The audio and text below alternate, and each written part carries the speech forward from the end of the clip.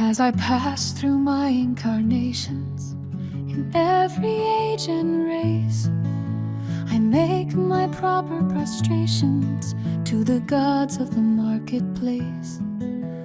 Peering through reverent fingers, I watch them flourish and fall, and the gods of the copybook headings I notice outlast them all. We were living in trees when they met us. They showed us each in turn that water would certainly wet us, as fire would certainly burn. But we found them lacking in uplift, vision and breadth of mind. So we left them to teach the gorillas while we followed the march of mankind. We moved as the spirit listed. They never altered their pace, being neither cloud nor wind-born like the gods of the marketplace.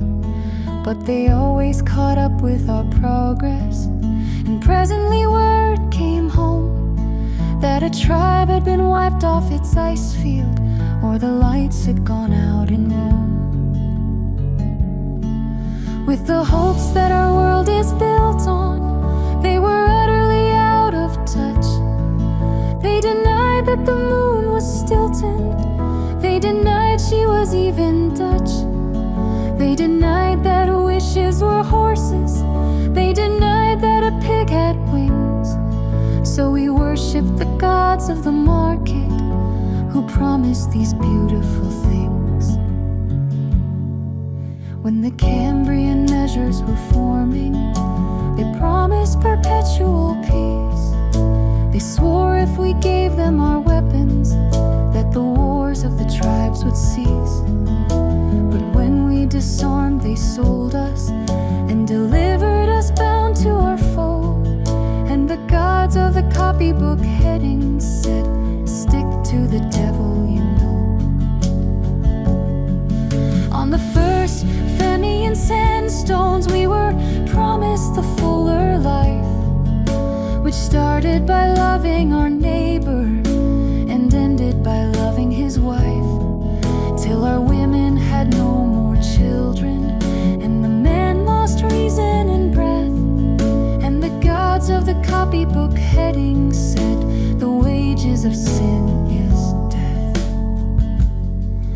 In the Carboniferous epoch, we were promised abundance for all by robbing selected Peter to pay for collective Paul. But though we had plenty of money, there was nothing our money could buy. And the gods of the copybook headings said, if you don't work, you die. Then the gods of the market tumbled, and their smooth-tongued wizards withdrew, and the hearts of the meanest were humbled, and began to believe it was true, that all is not gold that glitters, and two make four. And the gods of the copybook headings went up to explain it once more.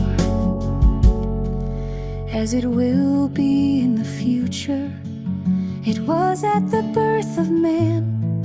There are only four things certain since social progress began.